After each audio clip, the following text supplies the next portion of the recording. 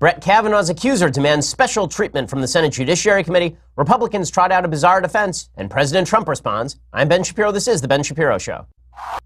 So much to get to, and I'd like to remind you right now, I'll remind you again at the end of the show because that's what I do, that this Sunday is the premiere of the Ben Shapiro election special on Fox News. So that'll be really cool. That's 8 p.m. on Sunday, so make sure to check that out. Also, ensure that you're protected against the causes of inflation. Okay, there could be higher wages because the increase in minimum wages across the country actually increases prices. Imports are going to increase prices as well. Raw materials prices are increasing with tariffs. Rising housing prices, just look at the markets. And the government's solution to recessions is printing more money. And this is why you might want to protect some of your assets against inflation that could be headed our way with precious metals. Gold is a safe haven against uncertainty. My savings plan is diversified, and yours should be as well. It doesn't mean take all your money and take it out of the stock market and put it in gold. It does mean take some of your money and put it in precious metals. The company I trust with precious metal purchases is Birch Gold Group. And right now, thanks to a little-known IRS tax law, you can even move your IRA or eligible 401k into an IRA backed by physical gold and silver, which is perfect for folks who want to protect their hard-earned retirement savings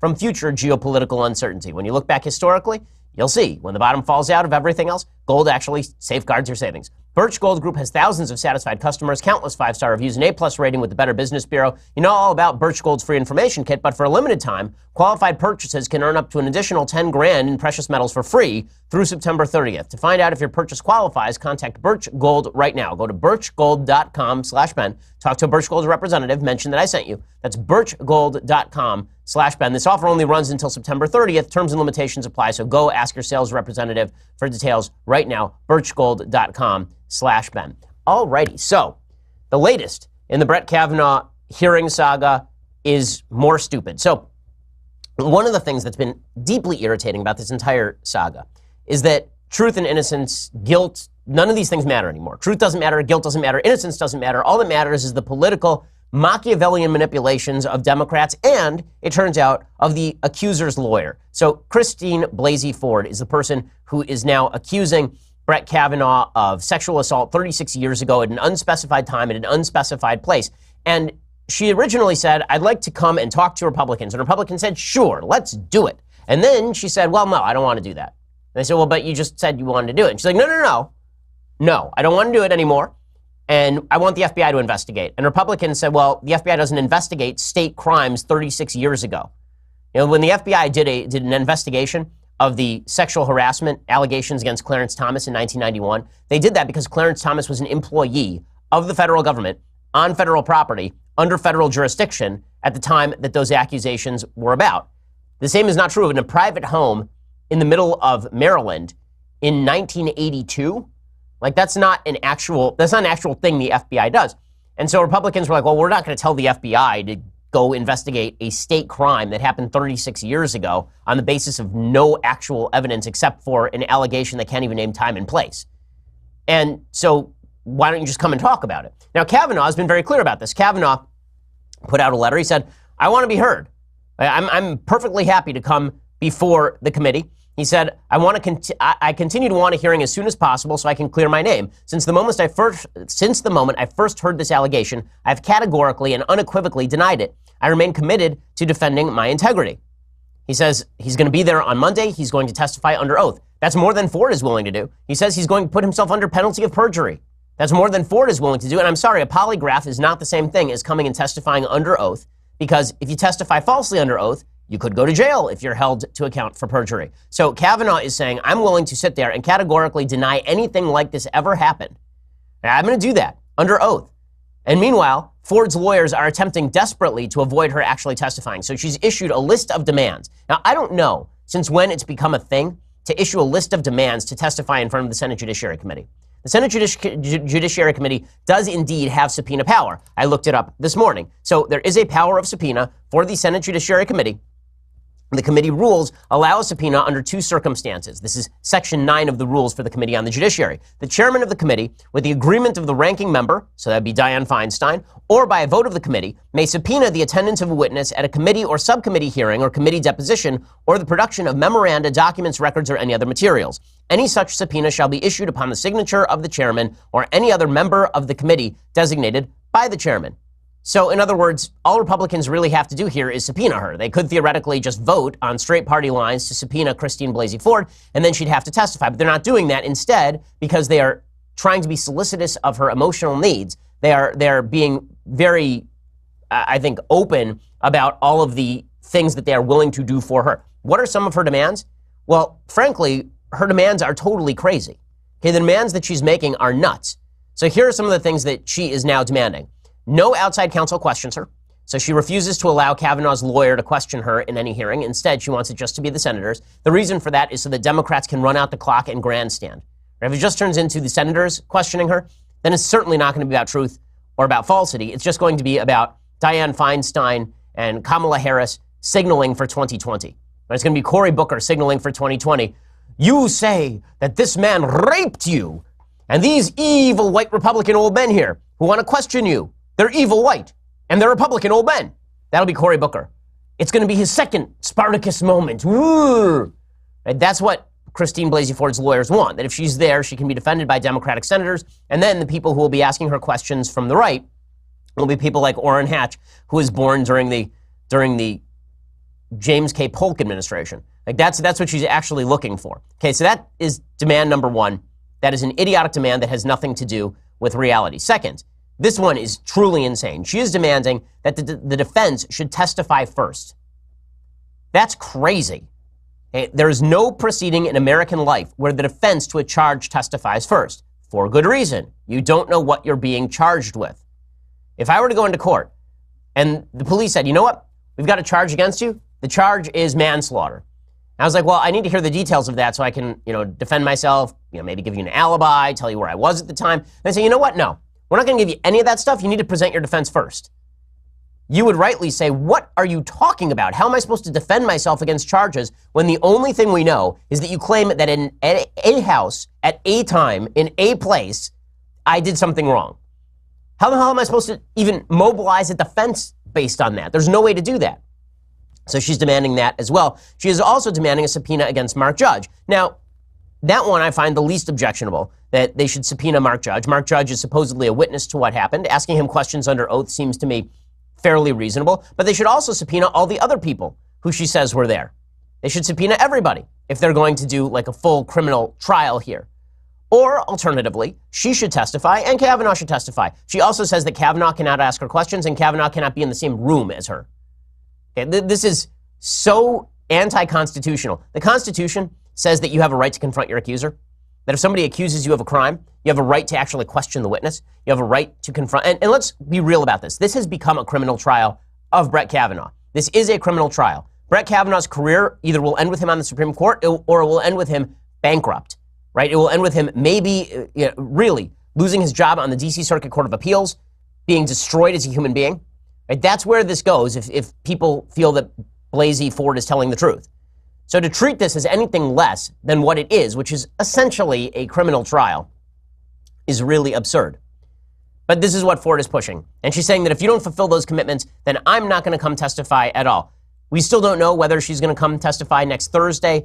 They're probably trying to push this beyond next Thursday because if Kavanaugh is confirmed after the end of September, then he can't sit during a full term of the court. So maybe that's what they're looking for. But this is all ridiculous stuff. Also, you can tell how politicized all of this is. So how politicized is all of this at this point?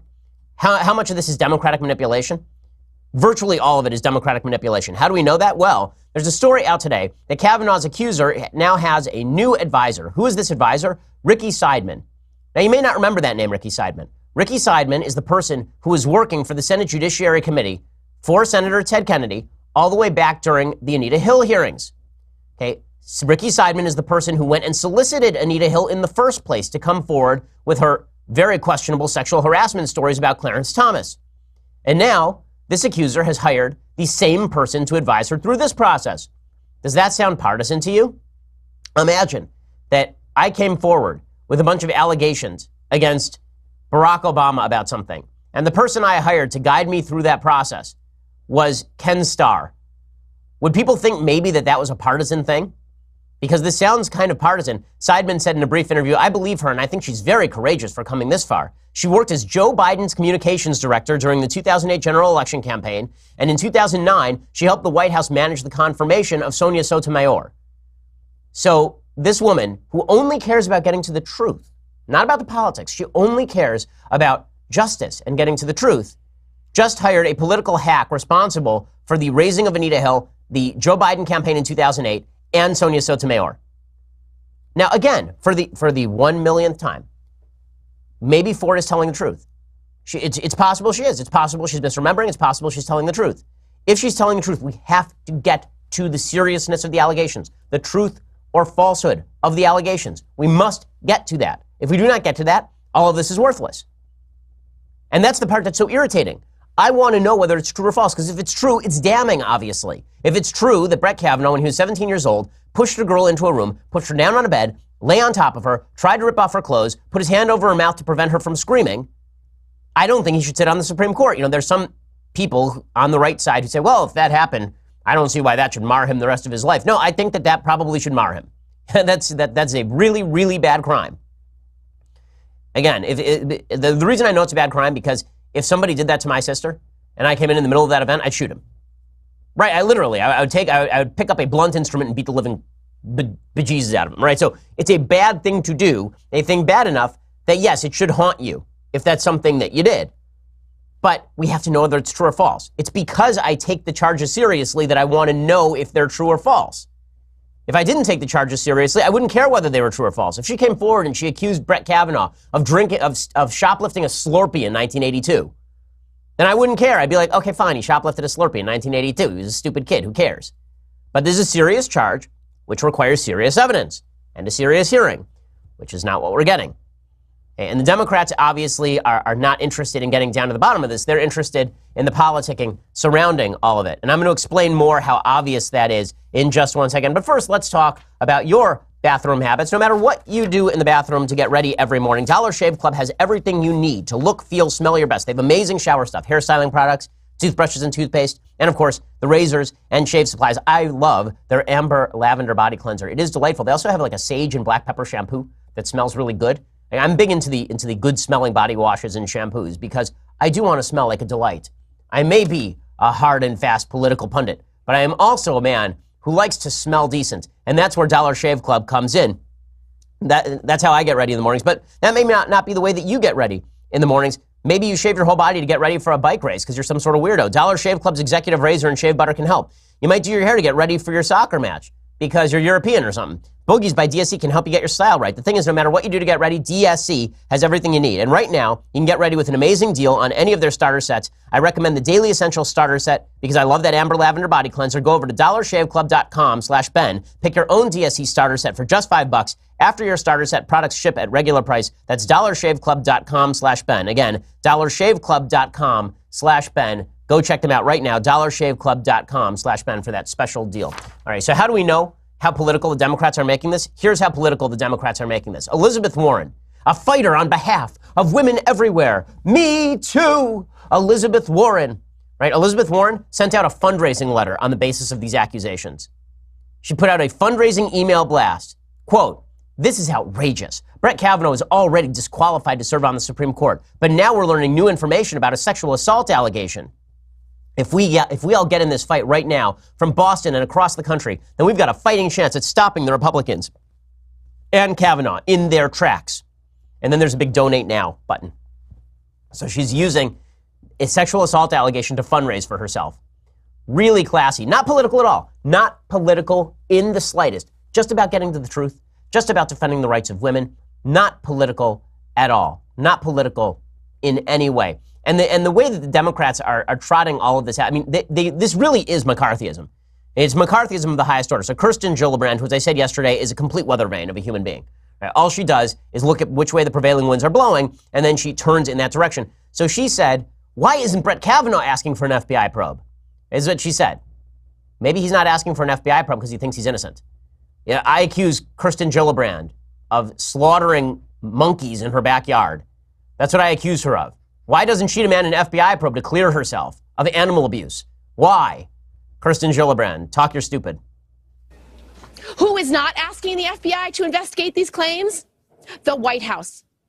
Judge Kavanaugh has not asked to have the FBI review these claims. Is that the reaction of an innocent person? Okay, let me also point something out about this FBI nonsense. Clarence Thomas, there was an FBI investigation into the claims by Anita Hill. You know what it found, that FBI investigation? It found nothing. It found nothing. It found no outside verification of any of the charges. Did that stop the Democrats from smearing Clarence Thomas? Of course not. Did it stop the left from believing Clarence Thomas is a serial sexual abuser, even though there were no corroborative events? Right? There were no other women who came forward and said that Justice Thomas ever did anything like that, and he denied that in full? Of course not. So all this focus on the FBI stuff is clearly misdirection. Because if the FBI report comes out and says, hey, we've got no evidence, the Democrats will just say, well, the FBI is dominated by Trump. Who cares? It's absolutely ridiculous. And that's not all Kirsten Gillibrand had to say. Kirsten Gillibrand then came forward and she said, listen, we shouldn't even have a hearing. She should skip the hearing. So the same people saying Republicans refuse to hear her story. They refuse to hear her story. Senator Kirsten Gillibrand says she shouldn't even tell her story because Republicans are going to refuse to hear it. Okay, now, there's nothing more irritating in life than a person who keeps changing their mind about what exactly they want from you. If my wife says, you know, honey, I want to talk about something, I say, okay, let's talk about it. And she says, you know what? I don't want to talk about it anymore. Just because you said that, I don't want to talk about it anymore. I'm like, but you wanted to talk about it. But now I don't want to talk about it, and I need you to stop bothering me about it. I would rightly say, what crazy pills are you on today? My wife has never said anything like that because she's not a crazy person. But Kirsten Gillibrand is apparently a crazy person. Here she is saying that now the accuser should not even go to a sham hearing. If they don't have a hearing, it's because they're trying to silence her. And if they do have a hearing, it's because it's a sham.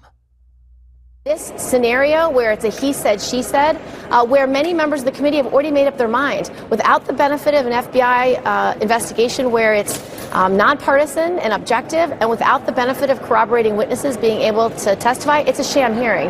And I don't think she should participate in it. There are no corroborating witnesses. None. Zero. Mark Judge has said that it didn't happen. Okay, so there's no one who backs her story. There's not a single person who's in the know who backs her story. There are a bunch of people who have nothing to do, who literally know nothing, who are backing her story. There are a bunch of celebrities backing her story. So celebrities, I love this, they rallied behind her. I remember when they did the same thing with Juanita Broaddrick. I remember when Juanita Broaddrick accused Bill Clinton of rape, and all these celebrities came forth and they were like, you know what? Believe Juanita Broaddrick. I remember 5 minutes ago when an accuser came forward and said that Keith Ellison beat her up. And I remember when all these same celebrities cut a video saying, believe the woman.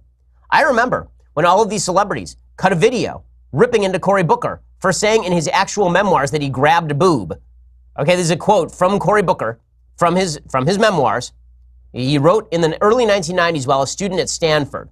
Okay, quote, with the Top Gun slogan ringing in my head, I slowly reached for her breast. After having my hand pushed away once, I reached my mark. And then he said that this was a wake-up call. He said, I will never be the same, he wrote in his Stanford column. But where are all the women saying that was a Me Too moment? I remember when all these celebrities cut a video ripping into Cory Booker. How dare he do that to a woman? How dare he do that to a woman?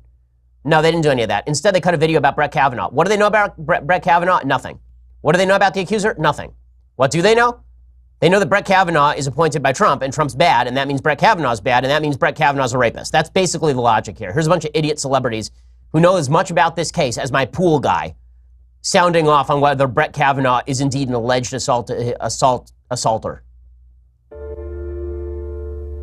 Women from all walks of life are supporting Professor Christine Blasey Ford since coming forward about Brett Kavanaugh. We know how difficult it is to stand up to powerful people. Julianne Moore. As members of the Senate determine whether Supreme Court some lady. Brett Kavanaugh. That's Alyssa Milano. Brett Kavanaugh should serve More as people. a Supreme Court Justice. The Supreme Court Justice. People you recognize from TV but don't know their names. He should Julianne not Moore. be confirmed. You should America be the Ferrera. decision maker about how your Human. story is shared, if ever. We applaud your courage in coming forward. Human. For the public good. Another human. And your That's Gabriel testimony are Union. credible. You and your testimony are Another credible. human. We believe A you. person with a head. We believe you. We believe you. Signed, your sisters. Signed, your sisters. Signed, your sisters. Signed, your sisters. We believe you.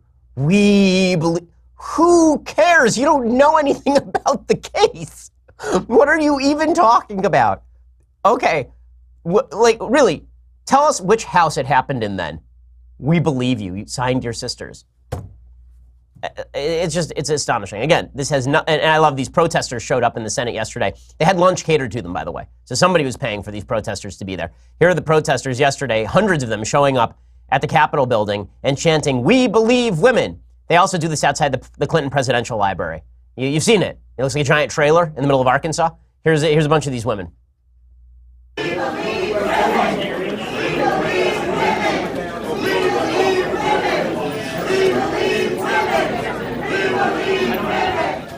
Okay, no, you don't. You believe women who say stuff you want them to say. That's the reality of this, and we all know it, And again, the McCarthyism from the left, it's not just Kirsten Gillibrand, it's Mazie Hirono, who's now being proclaimed a champion of the left by the Washington Post. So the Washington Post, which says Maxine Waters is a champion of the left, they now say that Mazie Hirono she's a senator from Hawaii. She says, what does Brett Kavanaugh have to hide? There are at least 58 communists in the government right now, and I have a list here in my hand. And if you cannot disprove that you are on this list, you are therefore in the pay of the USSR. Here we go, full Senator McCarthy from Mazie Hirono. I'm counting on the members of the press to point out that this is a fast track. They are totally intent on getting Judge Kavanaugh onto the Supreme Court, come hell or high water. Come hell or high water. And you have to ask yourself, why? And why isn't Judge Kavanaugh asking for an FBI investigation if he has nothing to hide? You all should continue to press that point. This is just McCarthyism. It's just McCarthyism. Okay, we'll get to the Republican response in just 1 second because the Republicans suck at pretty much everything. We'll get to that in just 1 second. First, let's talk about your Second Amendment right. So you're a gun lover because you feel like you have the right in the United States and just as a human being to own a gun in protection of your family and in defense of your rights. Well, the USCCA has a big gun giveaway. Remember, I told you about it earlier? If you want to win big, you have to hurry. The USCCA wants to give you 10 free chances to win the gun of your dreams. It is easy, quick, and 100% free, but it's almost over. This is your last chance because this ends on Friday. When you win, you get $1,500 to buy the brand new gun of your dreams. And remember, it's not just one gun. You'll get 10 free chances to win. Simply text WIN to the number 87222 for the official rules and to instantly lock in your 10 free chances to win. It's that easy. Just get your phone out right now. Text WIN, that's W-I-N, to 87222. This is your absolute last chance. It's too easy and way too valuable to pass it up. Again, text WIN to 87222 right now. Just for doing that, you could win $1,500 for doing something that easy. Get your 10 free chances to make your dream come true right now. Text WIN to 87222. That's WIN to 87222. The USCCA has all sorts of great services, educational services, legal defense services. They have all sorts of great stuff. Go check them out in any case by texting WIN to the number 87222. Go check it out right now because this last chance ends on Friday. So go check it out. Alrighty, so how do Republicans respond to all this? Hold on. Before I get to how Republicans respond to all this, I just have to point out one more tweet that just shows the richness of the hypocrisy of Democrats on issues relating to women. This one comes courtesy of Representative Joe Kennedy, who you may know from the last name Kennedy and also from his too thick chapstick during his response to the State of the Union address.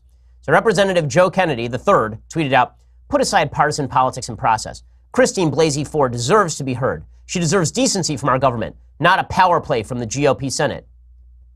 Yeah, you might want to tell that to your Uncle Ted.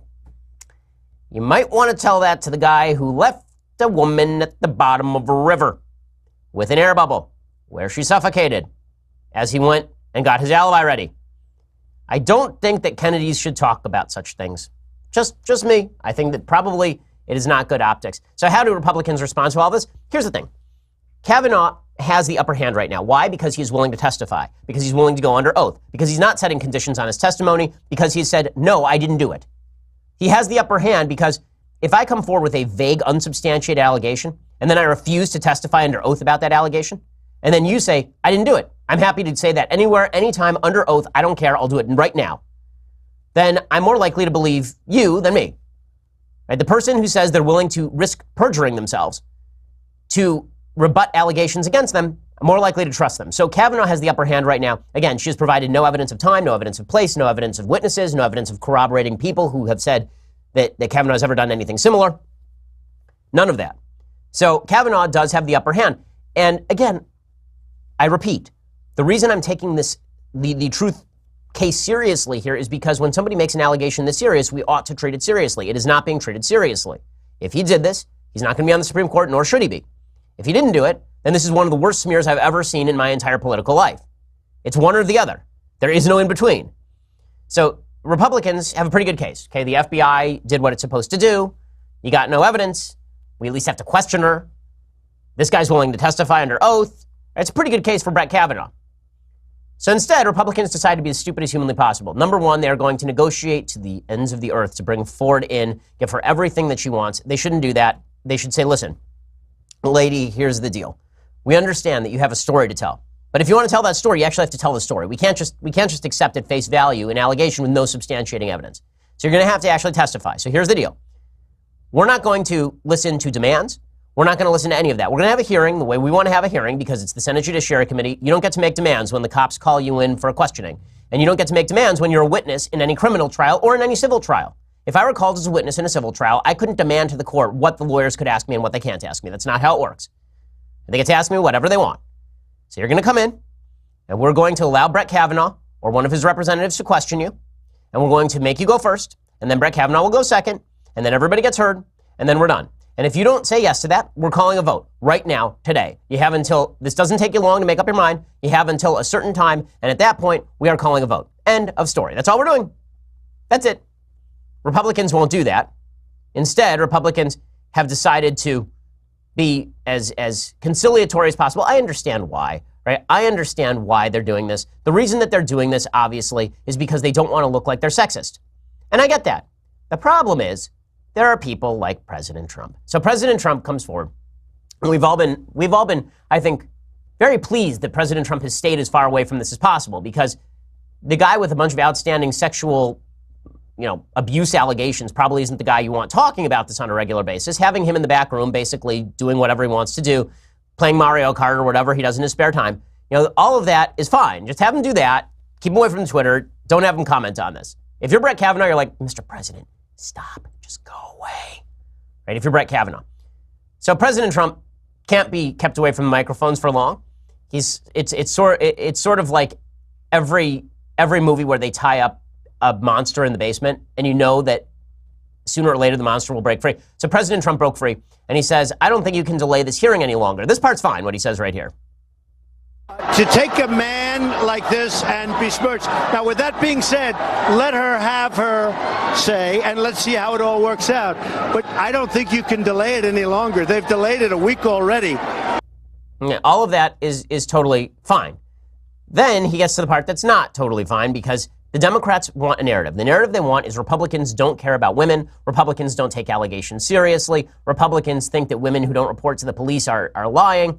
So President Trump decides to jump onto this thing with both feet, because it is a landmine. And as we know, the president has a peculiar propensity, like a moth to the flame. He sees a political landmine lying there in the sand. He's like, it'd be fun. It'd be a good idea. I'm going to just jump on that sucker. Not one foot, both. So here he goes, saying, why didn't she call the FBI 36 years ago? This is a double whammy of stupid, and I will explain why momentarily. Why didn't somebody call the FBI 36 years ago? I mean, you could also say, when did this all happen? What's going on? Okay, so this is pretty amazing. Why is this a double whammy of stupid? One of the claims people on the right are making, correctly, is this is not within the FBI's jurisdiction. It's a state crime that happened 36 years ago. The other claim that people on the right are making is we take her allegation seriously, which is why we would like to see her come forth and testify. Trump, in one statement there, dispenses with both of those arguments. He says the FBI should have been involved 36 years ago. They should not. The implication being, why wouldn't they be involved now, right? The follow-up question from the left is, okay, you say she should have called the FBI 36 years ago. Why don't you just call the FBI right now? So there's that. And then Republicans say, we take her allegation seriously, which is why we want her to say something. And Trump says, I don't take her allegation seriously, because if she had been serious about them, she would have reported it to the cops. This is silly. She was 15 years old. There are a lot of reasons why women don't go to the police or law enforcement in cases of sexual assault or abuse. Often they feel embarrassed. Often they feel ashamed. Often they start to blame themselves. There are lots of psychological studies on this. Just because a 15-year-old girl didn't go to the cops in 1982 doesn't mean that nothing happened to her in 1982. And we have too many cases of people being abused, and then it comes out that they actually were abused, and they didn't report it until much later because they internalized the abuse. That sort of stuff happens fairly regularly, not just in the United States, but around the world. So President Trump jumping on that grenade, and then he decides, you know what, I'm going to double down on this because it was so smart when I said it last night with Sean. I'm going to say this on Twitter this morning. So he tweets out, I have no doubt that if the attack on Dr. Ford was as bad as she says, charges would have been immediately filed with local law enforcement authorities by either her or her loving parents. I ask that you bring those filings forward so that we can learn date, time, and place. Well, again, she didn't have to file charges for a thing to be true. And this makes it look like you're not taking the allegation seriously, which is all Democrats really want out of this anyway. Democrats, all they want is to call Republicans sexist. So thanks for that, Mr. President. That's super helpful. Then he tweets out a follow-up, and his follow-up is, the radical left lawyers now want the FBI to get involved. Why didn't someone call the FBI 36 years ago? Again, same point he made with Sean, just not a good point. That wasn't the limit of Republican stupidity yesterday. So Ed Whelan, I mentioned him yesterday on the show. I was shocked by this. Ed Whelan writes for National Review. He's the head of the Ethics and Public Policy Center. He's about as, I would say, considered a fellow as I have ever seen in American public life. He's somebody who he writes bench memos, which is a meticulously written blog for National Review about like specific paragraphs in specific court decisions. He's somebody who really puts his ducks in a row before he says anything. And he had suggested yesterday there will be evidence coming out that will exonerate Brett Kavanaugh. And I said, we don't know what that is yet, but coming from Ed Whelan, we have to take that seriously. It turns out that Ed Whelan was just basically speculating, rank speculation. He puts out a tweet thread yesterday. There is no excuse for this, and it's idiotic. He puts out a tweet thread yesterday suggesting that, like, complete with Zillow maps and home charts of a house near a place where he says that the physical description of the home matches the physical description that Blasey Ford put forth. And then he puts a picture online of a classmate of Brett Kavanaugh's from high school who looks kind of like Brett Kavanaugh. And he suggests basically that this guy is Brett Kavanaugh's evil twin. And so Ford has mixed up this guy and Brett Kavanaugh. It's a pretty solid case for defamation. Okay, that guy could easily sue Ed Whelan and maybe win some significant dollars. Whelan later deleted the entire tweet thread and said, oh, that was a mistake. I shouldn't have done that. Why would you put that out? Again, the burden of proof is on the accuser. She's provided no proof and won't testify as of right now. Why would you do that, Ed Whelan? Idiotic. Now, my guess is that he thinks Kavanaugh is innocent and he's just going to whatever lengths, and then he sort of convinced himself this is a good idea. But whatever it is, there's no excuse for it, obviously, and that's why he had to back off of it. Oh, Republicans, how often you disappoint me. All you had to do here was simply maintain that you're going to have her testify and then try to have her provide some additional information or evidence. And when she doesn't, you say, we're holding the vote, end of story, we're done. That's it. Not difficult. Yet somehow they manage to seize at least some defeat out of the jaws of victory.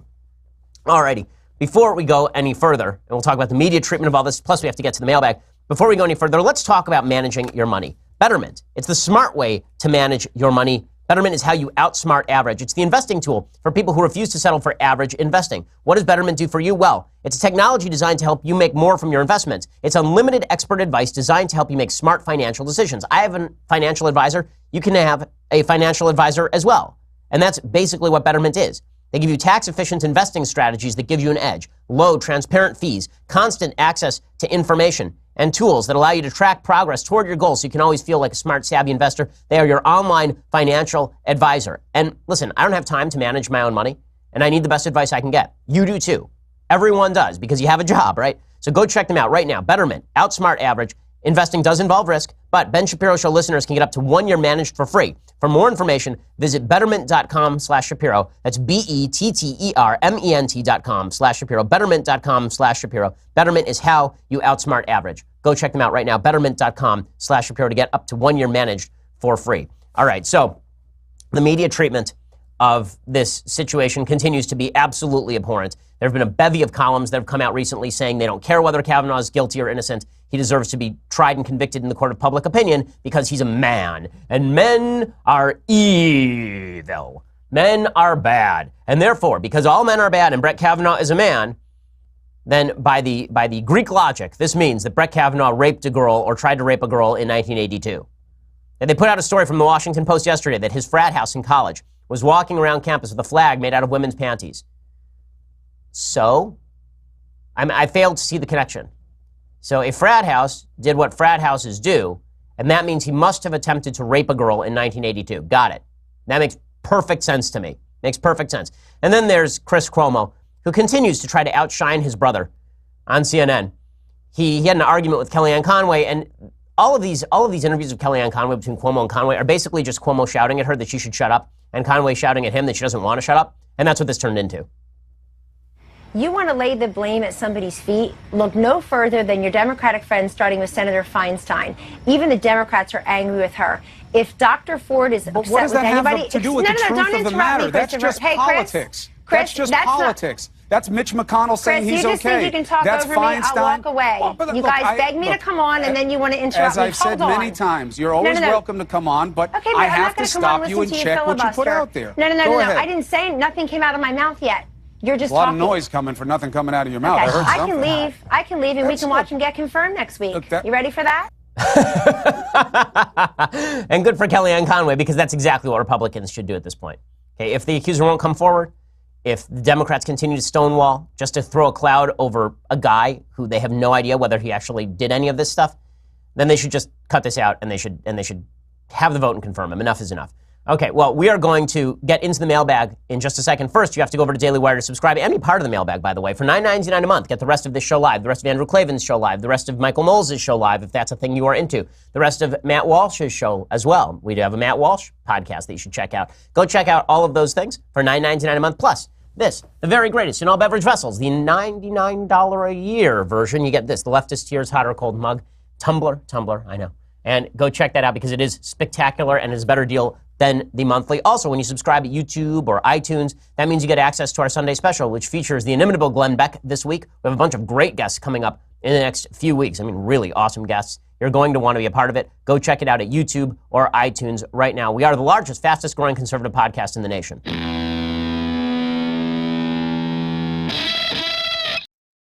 Alrighty, so let's mailbag it up. It's time to mailbag it up. So, John says, long live Overlord Shapiro. I know you don't necessarily advocate owning the libs just to do it, but today would you please entertain us with the most triggering thing you have ever said to a leftist at any time, anywhere, and the most triggered reaction you got? Zoe Tur on CNN Headline News doesn't count. Well, obviously being physically assaulted on a national news network probably would be the best example, which is what happened with Zoe Tur when Zoe Tur suggested that I didn't know anything about biology, little boy, and kept saying that over and over. And Zoe Tur is a transgender woman, and I said, what are your genetics, sir? And then he grabbed me by the back of the neck on national TV and threatened to send me home in an ambulance, which, as always, makes no sense. You don't go home in an ambulance. That was it.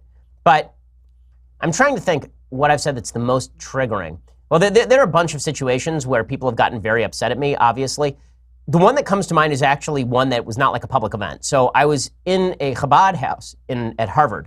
It's a Friday night, and at Harvard, everybody is on the left. And on Friday nights, you go to the Chabad house for the Friday night dinner.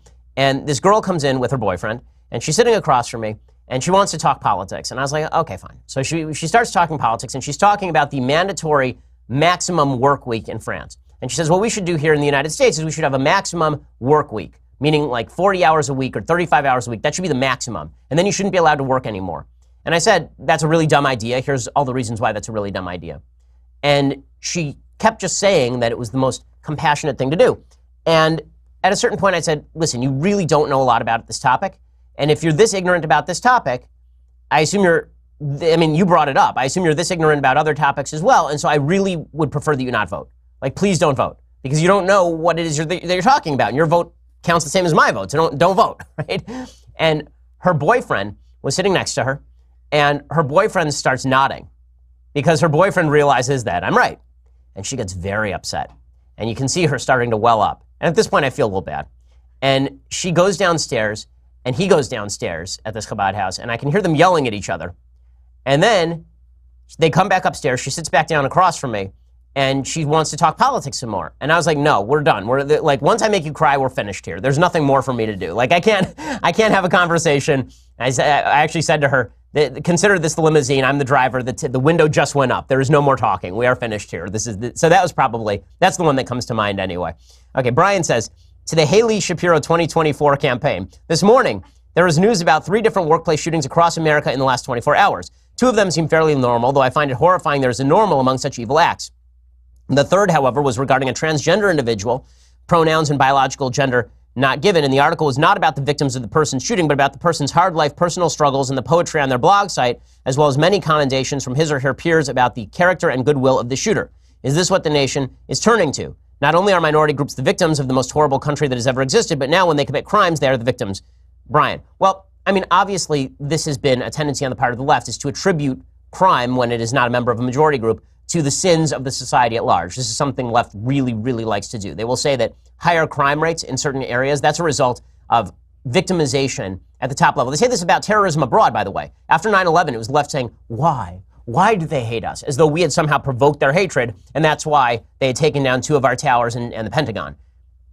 The left has a tendency always to blame America for the problems of individual decision-making, and that's a serious issue. And it does, it is fascinating to watch as they apply to some folks, but not to others. Alan says, hi, Ben. How do I best explain to my 16-year-old son the differences between Democrats, Republicans, liberals, and conservatives? Love your show. Give soccer a chance, Alan. So the truth is, I don't hate soccer as much as I say I hate soccer. It's more of just a cultural stereotype, me hating soccer. I've actually been to a soccer match in Seattle. I was taken by my friend Jason Rantz, and it was amusing. It was amusing. I will say the enthusiasm at soccer matches is pretty high. So I don't hate soccer as much as I proclaim to.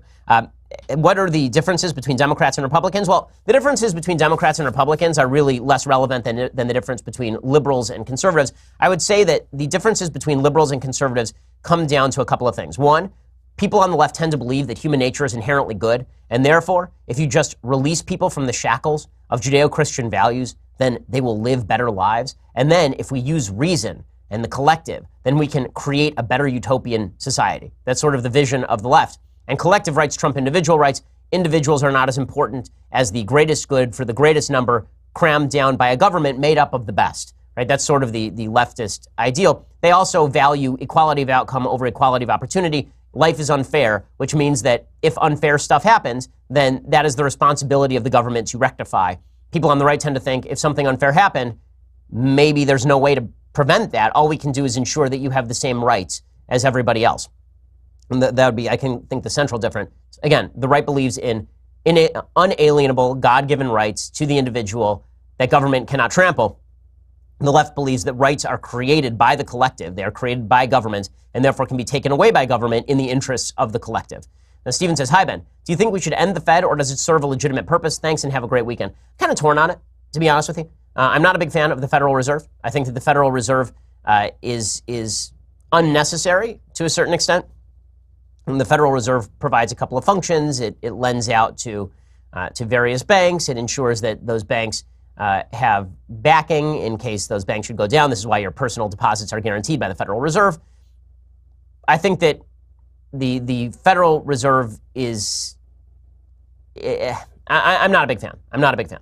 Josh says, hey, Ben, as a fellow comic book fan, I wanted to know if you've watched Daredevil on Netflix, and if so, what you think of it. Thanks. The big problem with Daredevil on Netflix is that Daredevil is the least interesting character on Daredevil. That is the problem with Daredevil. So all the other characters are much more interesting. So the second season, which had the Punisher in it, the Punisher was a much better character than Daredevil, and Daredevil loses every argument to the Punisher. They keep having arguments where Daredevil's like, you can't kill that guy. Why would you kill that guy? And Punisher's like, because if I don't kill that guy, he's going to come back and kill somebody. And Daredevil's like, but that's mean. And the Punisher says, well, right, because he's a bad guy. And then we're supposed to agree with Daredevil, which doesn't make any sense at all. It's really stupid. Daredevil is less interesting than Kingpin in the first season. The problem with Daredevil is that they make him kind of like a pansy who does ninja jumps. And that's really irritating. So, and I was a big fan of the Daredevil comics when I was growing up. Alex says, you're obviously a fan of good classical music. Have you ever been interested in choral music? I believe it can be even more moving than orchestral music. Yeah, I do like choral music. Brahms's German Requiem is really pretty spectacular. The Bach Mass is spectacular stuff. I love opera. In Fidelio, the Prisoner's Chorus is a choral number, obviously. Yeah, there's some really terrific choral music. Justin says, does Trump run again for 2020? If so, do you think the media and Facebook, Twitter shutdown of conservatives will stop a red win? He does run again in 2020 because nothing will stop him. And he's the president. Why shouldn't he? Do I think that Facebook and media crackdown will hurt him? Yeah, because that's what it's designed to do. I mean, the social media have decided that they are not going to allow free discourse of ideas, particularly if it helps President Trump. There's a story from Daily Caller today, and Tucker Carlson reported it as well, all about how there is a Google full-on discussion of how to skew search results to hurt President Trump. It seems to me evident that the social media companies are very much to the left and they are insulted that Trump is president. Blake says, since I'm coming to LA for the first time for Politicon, is there anything in particular you think I should see or do? Well, a lot of my Daily Wire colleagues are going to be at Politicon. I'll be doing a big Q&A, and then I'm also on a panel later, I believe. Is that right? I don't know. Something like that. And then Alicia Krause will be there. Andrew Klavan will be there. I would recommend you see all of those. And then Michael Knowles will be there also. And you asked me what you should or should not do. So Claire says, hi, Ben. I have a question about the national debt in the U.S. I understand the textbook reason why managing our debt is important. However, when I look around and see all the economic stability and growth we are currently experiencing, I can understand why people do not take our national debt seriously. Can you explain why managing our national debt is important and perhaps give a few examples of countries who have not taken their debt seriously? Thank you, Claire. Sure. Venezuela didn't take its national debt seriously, and thus, when they went to pay back their national debt, they had no money and no one could sell additional bonds. They had to keep government spending. That means they had to inflate their currency. This is what happens, right? Weimar Germany, same sort of thing. If you don't pay back your national debt, at a certain point, people lose faith in your debt because all of these monetary items are no longer backed by gold. So it's not like you can walk into a bank, plop down $1 and get the dollar's worth of gold. Instead, it is backed by the full faith and credit of the United States. Well, that means that basically you trust the U.S. is going to pay off its debts. What happens if the debt reaches an unsustainable point where it doesn't look like the U.S. is ever going to pay off its debts? At that point, it's impossible to sell additional bonds, which is what funds current government spending. At that point, you either have to take austerity measures, meaning cutting social services, or you have to inflate the currency, or both. And that's when the economy goes to hell in a handbasket, and when you get social unrest because people feel that they're owed certain things they've been promised and they don't get those things. That's what you saw in Greece. You've seen it in Spain.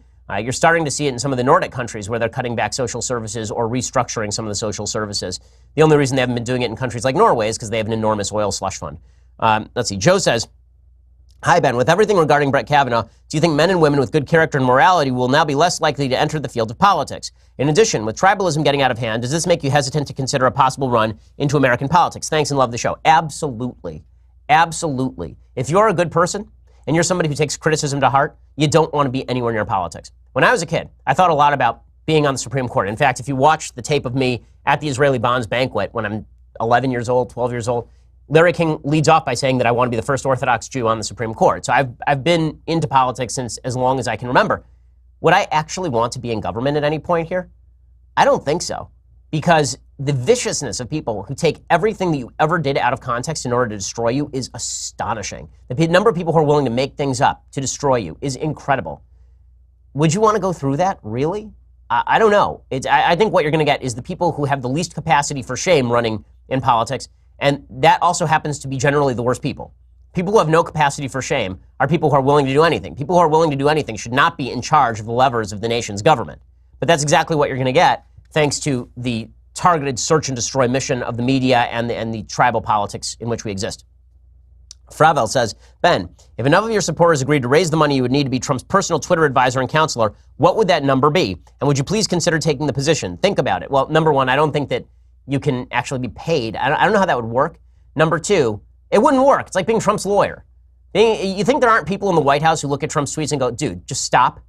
I'm sure that every day somebody says to him, Mr. President, do you think that's well advised? He goes, yes, I love it. Tweet it 9 times. He does what he wants to do. He's the president of the United States. He can't shut down his Twitter account. He doesn't listen to his advisors on this kind of stuff. If he did, he would have stopped it a long time ago. Believe me, I know. Okay, I talk to people in the White House. This is not like it's not that people in the White House don't know what's going on with his Twitter account. It's that they have given up. It's basically his Twitter account is Dante's 7th circle of hell. Abandon hope, all ye who enter here. If you go into the White House, you know he's going to tweet. That's just the way this is going to work. Let's see. Svi says, how do you fit your life into 24 hours? It seems to me between your job, your wife and your kids, your religious obligations, your watercolors, indeed, Skillshare.com, and watching all the TV and reading all the books you talk about, I'm assuming you eat and sleep at some point as well, you run out of time somewhere. What's the secret? The secret is you really have to segment your time. There's no such thing as multitasking. Multitasking is a myth. You basically have to sit and you have to say, okay, now for the next 2 hours I'm writing. Now for the next hour I'm doing my show. Now for the next hour I'm going to go work out. And then after that, I'm going to learn a little Talmud. And then after that, I'm going to go and I'm going to write some more. And then after that, I'm going to go and pick up my daughter at school. You really have to segment your time. You have to organize your time in a real way. That means you have to sit down before the day begins and say, here are the tasks I have to do. Here's the amount of time I'm allotting to each task. And here's how I'm going to do it. At a certain point, it sort of becomes rote. At a certain point, you don't have to write it down anymore. You just get used to doing it in your own head. So today, for example, I have to I know that I'm going to have to get up in the morning. I'm going to have to write a couple of pieces. I need to get it done early so I have time later this afternoon to pre-plan the Fox show that I'm doing on Sunday, right? All of this is just a planning process that you have to go through. I know that later today I have a couple of interviews on Fox. I know what my schedule is going to be. I used to be much worse at this. Also, you have to say no to things. This is the biggest thing. Honestly, I'm a person who says yes to pretty much everything. People want part of your time. They want you to talk. They want you to email. They want you to talk on the phone and hang out with them. You really have to decide whether it's worth it. And when somebody says, listen, I just want 5 minutes of your time, there is no such thing as just 5 minutes of your time. It doesn't work that way because it takes you 10 minutes to extricate yourself from what you're doing here, spend the 5 minutes, and then 15 minutes to get back into what you were doing. Every 5 minutes of your time is actually 25 minutes of your time. Maybe more, maybe 30. So that means that if somebody asks, there's a great article about this, and I can't remember who wrote it. I wish I did so I could give credit. But when I read it, I was like, this is exactly right. When somebody walks in and interrupts me in the middle of a thought process, and like, I just need a second. That second just cost me 10 minutes. Because mentally, you have to get into a place where you are focused in, where you're in the middle of what psychologically they call flow, where you're just ensconced in the process and really engaged. If you're not in that flow, then you are not going to be able to get a lot of things done. So you really have to block yourself off, turn off the TV, don't have distractions available to you, and just sit and concentrate. Ryan, okay, final question here. Hey, Ben, not going to lie to you. It truly broke my heart when I learned you are a Celtics fan. I'm a Lakers fan, but please don't terminate my subscription. What has been your favorite moment in the Lakers-Celtics rivalry? Well, all of my favorite moments from Lakers-Celtics rivalry actually happened like in my deep, deep youth. So I would have to say that the 1984 finals were really satisfying as a Celtics fan. The Celtics won in 7. The 1986 finals were great for the Celtics, but the Lakers weren't there. They were defeated by the Houston Rockets on the way there. Most of the great kind of Lakers-Celtics rivalry stuff happened really before I was sentient, right? When I was very, very young, because by the time the Lakers and Celtics were both good again, like 2009, 2010, they didn't meet in the finals except when the Lakers won. So that was terrible and awful and horrible. That was the worst. So I hated that. So so there's that. Okay, time for some things I like and then some things that I hate. So things I like. There is a book called Coddling of the American Mind by Greg Lukianoff and Jonathan Haidt. Jonathan Haidt is going to come on the Sunday special at some point in the very near future. I believe, 2 weeks? A week and a half? Something like that. So Jonathan Haidt is just one of my favorite social psychologists. He teaches at NYU. His book, The Righteous Mind, is terrific. I've recommended it on the show before. He has a book called The Happiness Hypothesis, also terrific. I've recommended it on the show before, I believe. The Coddling of the American Mind is his latest book with Greg Lukianoff. It's all about how good intentions and bad ideas are setting up a generation for failure. It's about microaggressions, identity politics, all the things I like to talk about, backed with all sorts of hard data. I really like it a lot, particularly because it repeats a lot of the arguments that I've quoted Haidt making on the show and in my speeches before.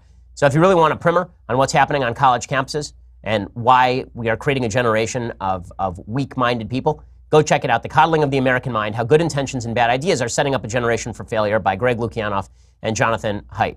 Okay, things I hate.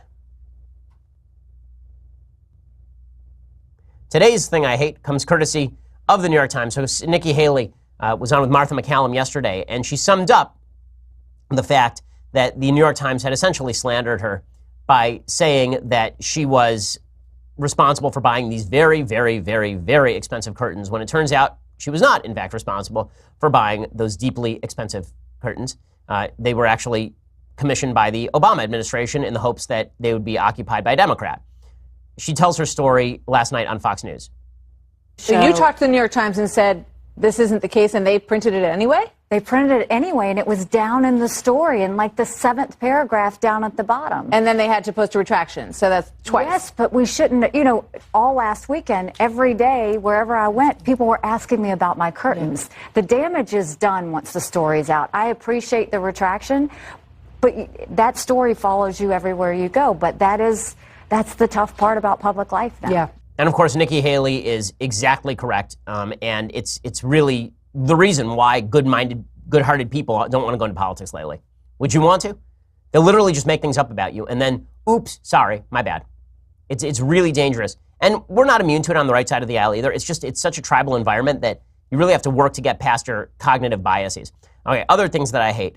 This is just awful. This is from The Atlantic. Wealthy LA schools' vaccination rates are as low as South Sudan's.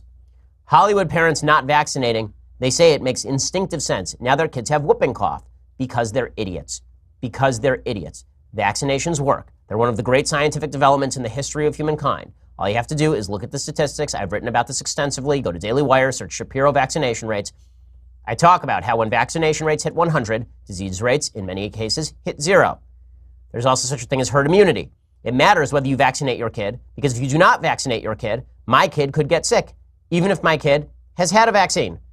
For example, whooping cough. Perfect example. My daughter had whooping cough. She was vaccinated. The reason she had whooping cough is because the whooping cough vaccine is only about 80% effective.